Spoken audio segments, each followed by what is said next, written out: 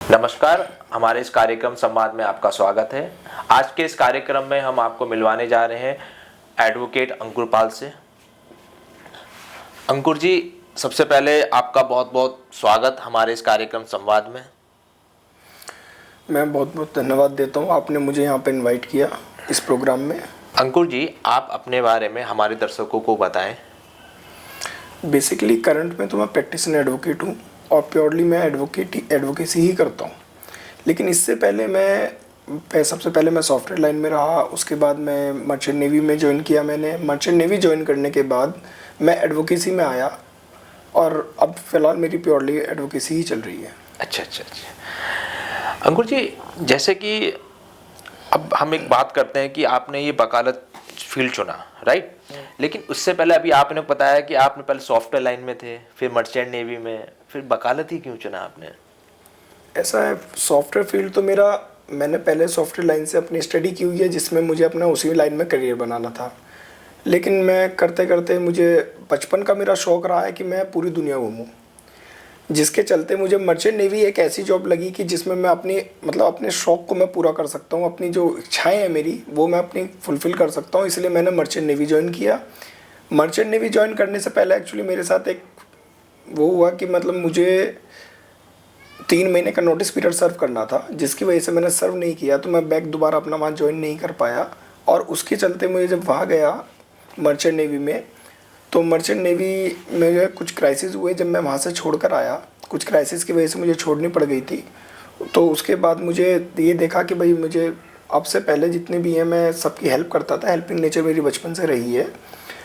तो मैंने सोचा क्यों ना अपना फील्ड वकालत का चूज़ करा जाए, जिससे मुझे थोड़ी सी कानून की जानकारी भी हो जाए। मैं बहुत जनों के साथ जैसा थाने भी चला जाता हूँ वैसे भी चला जाता हूँ, तो मुझे कम से कम इतना ज़रूर पता हो कि वहाँ बैठकर बोलना क्या है, किस वे में हमें उनसे बात करनी है। इसलिए मैंने सोचा कि अगर किसी की हेल्प करनी है तो इससे बढ़िया मुझे फील्ड दूसरा लगा नहीं।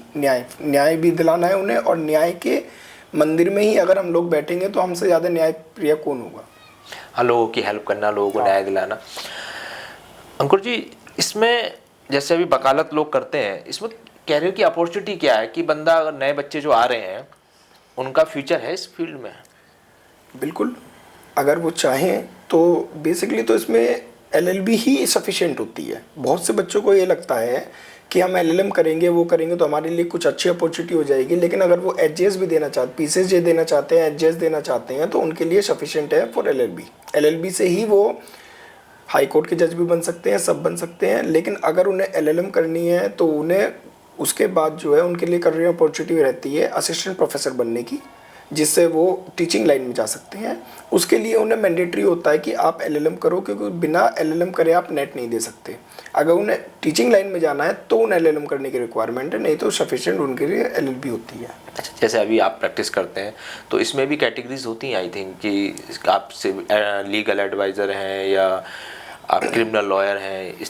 हाँ, लीगल एडवाइज़र तो जब हम लॉ की डिग्री कंप्लीट कर देते हैं तो हम लीगल एडवाइज़र बन जाते हैं, किसी को लीगल एडवाइस दे सकते हैं। ओके। हाँ, और उसके बाद जब हम एडवोकेसी में आ जाते हैं, एडवोकेट बन जाते हैं, तो एडवोकेट बनने के बाद हमारे पास क्रिमिनल का फील्ड होता है कि हम क्रिमिनल में प्रैक्टिस करना चाहते हैं, सिविल में प्रैक्टिस करना चाहते हैं, या फिर एक होता है हमारे पास टैक्स में भी टैक्सेशन बार भी होती है हमारे पास, कि हम टैक्स में भी उसमें अपना फील्ड बना सकते हैं। बच्चों के इंटरेस्ट के ऊपर है कि वो किस फील्ड में जाना चाहता है। राइट।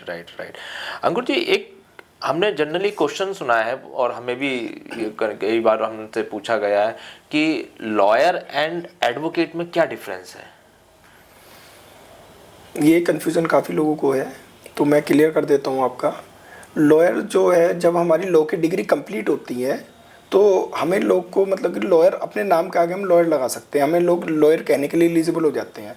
लेकिन जब तक हम अपने बार काउंसिल में रजिस्ट्रेशन नहीं करा लेते, और रजिस्ट्रेशन के बाद वहाँ खड़े होके हमें किसी के लिए, अगर हम केस में कोई भी जिरह करते हैं, कोई मतलब आप अपने आप को रिप्रेजेंट करते हैं, तो जब तक हमारा रजिस्ट्रेशन नहीं हो जाएगा, जब तक हम रिप्रेजेंट नहीं कर पाएंगे और हमें अपने आप को एडवोकेट भी नहीं कहलवा पाएंगे। एडवोकेट के लिए हमारा बार काउंसिल में रजिस्ट्रेशन होना मैंडेटरी है। तो डिग्री कंप्लीट करने के बाद लॉयर और हमारा रजिस्ट्रेशन होने के बाद एडवोकेट। और ये आप बैच लगा के जाते हैं जो गले में, यू मीन टू से बैंड? बैंड। सो वो बैंड मतलब मैंने देखा कि बहुत कम ही लोग लगाते हैं, वो क्या? वो बैंड एक्चुअली जो एडवोकेट होते हैं केवल वही लगा सकते हैं, लॉयर नहीं लगा सकते। लॉयर एडवोकेट लगाने की परमिशन नहीं होती है, केवल एडवोकेट को परमिशन होती है। और वो भी खासकर लोग ज़्यादातर जब लगाते हैं जब वो किसी कोर्ट में जाते हैं। ओके, मतलब जब मजिस्ट्रेट के सामने जाना होता है तो मोस्टली उन्हें बैंड लगाना ही कंपल्सरी है। हाँ, वो मैंडेटरी होता है। अच्छा, हमने एक सुना है, मतलब जैसे महात्मा गांधी जी को बैरिस्टर बोलते थे, तो ये सब का मतलब हमें आज तक समझ में नहीं आया, इसको बोलते क्यों है? बैरिस्टर कौन होते हैं? बैरिस्टर आजकल तो यार बहुत कम लोग मिल पाते हैं, क्योंकि सब लोग यहीं से LLB कर लेते हैं, वकालत कर लेते हैं। जो लोग बाहर से, जो मतलब फॉरेन से करते हैं, मान लो जैसे आपने महात्मा गांधी जी का एग्जांपल लिया, तो महात्मा गांधी जी ने दक्षिण अफ्रीका से की थी। हाँ। तो इसलिए उन्होंने फॉरेन से की थी, बाहर की यूनिवर्सिटीज से की थी। जो बाहर से यूनिवर्सिटीज से करके आते हैं वकालत, उन्हें बैरिस्टर कहा जाता है।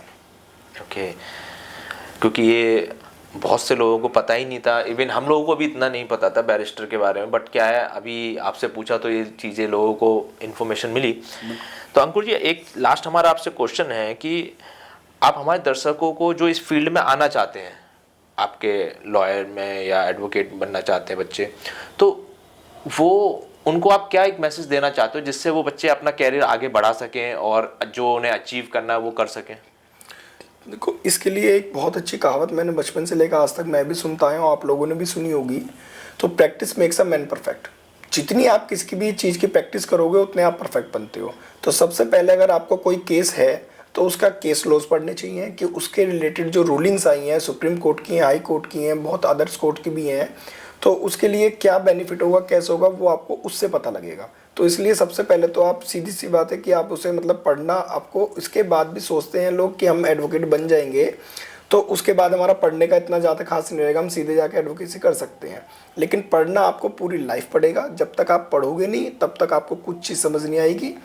कुछ हमारे ये जैसे वकालत है, तो वकालत पूरी ज़िंदगी आपको पढ़नी पड़ेगी, क्योंकि रूलिंग्स, केस लॉज रोज़ हर मतलब मिनट पे नए आते हैं। हाँ, धाराएं आपको सारी याद करनी पड़ेंगी, कॉन्स्टिट्यूशन के अकॉर्डिंग किस तरीके से करना पड़ेगा। बिना आपको कोई अब जैसे पहले IPC थी, अब BNS हो गई है, तो उसमें भी बहुत लोगों का कन्फ्यूज़न होता है, क्योंकि नए बच्चों को IPC का पता ही नहीं है, वो BNS पढ़ रहे हैं। तो कुछ चीज़ें ऐसे हैं कि कोई पुराना केस उनके हाथ में आ गया तो वो नहीं कर पाते, उसे अभी जज नहीं कर पाते हैं, तो उन्हें देखना पड़ता है। लेकिन कुछ टाइम बाद तो अब सारी BNS में ही कन्वर्ट हो जाएंगी। तो अच्छा है कि मतलब कि अगर वो IPC भी पढ़ें तो ज़्यादा बेटर है, नहीं तो BNS उन्हें पढ़ना ही पढ़ना है।